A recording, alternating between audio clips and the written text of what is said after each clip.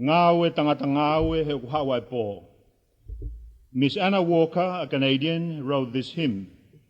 It became very popular through the work of Mr. Sankey during the missions of Mr. Moody. Work, for the night is coming.